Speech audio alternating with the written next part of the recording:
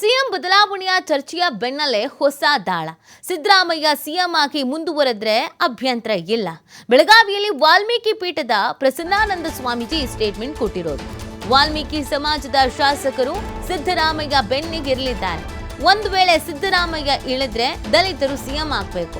ನಮ್ಮ ಸಮಾಜದ 4-5 ನಾಯಕರಿದ್ದಾರೆ. ಪ್ರಸನ್ನಾನಂದ ಸ್ವಾಮೀಜಿ, ಮಲ್ಲಿಕಾರ್ಜುನ ಖರ್ಗೆ, ಜಿ ಪರಮೇಶ್ವರ್, ಎಚ್.ಸಿ. ಮುನಿಯಪ್ಪ, ಸತೀಶ್ ಜಾರಕಿಹೊಳಿ ಇವರಲ್ಲಿ ಯಾರಾದರೂ ಸಿಎಂ ಆಗಲಿ ಅಂತ ಹೇಳಿರೋದು. ಯಾರೇ ಸಿಎಂ ಆದರೂ ನಮಗೆ ಸಂತೋಷ ಅಂತ ವಾಲ್ಮೀಕಿ ಸಮಾಜದವ್ರು ಹೇಳ್ತಾ ಇದ್ದಾರೆ.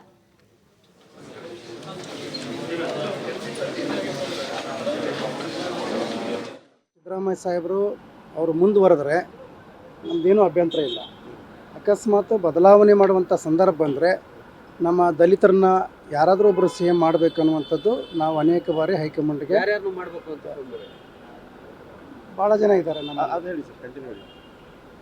4-5 ಜನ ಇದ್ದಾರೆ. ಯಾರಾದರೂ ಸಂತೋಷ. ಈಗ ನೀವೇನು ಹೇಳ್ತೀರಿ? ಸಿಎಂ ಸಿದ್ದರಾಮಯ್ಯ ಅವರು ಸಿಎಂ ಆಗಿ ಮುಂದುವರೆದ್ರೆ ಏನು ತಕರಾರಿಲ್ಲ, ಒಂದು ವೇಳೆ ಬದಲಾವಣೆ ಆದರೆ ದಲಿತರು ಅಥವಾ ಸತೀಶ್ ಜಾರಕಿಹೊಳಿ ಅವರು ಆಗ್ಬೇಕಂತೀರಾ? ಹೌದು.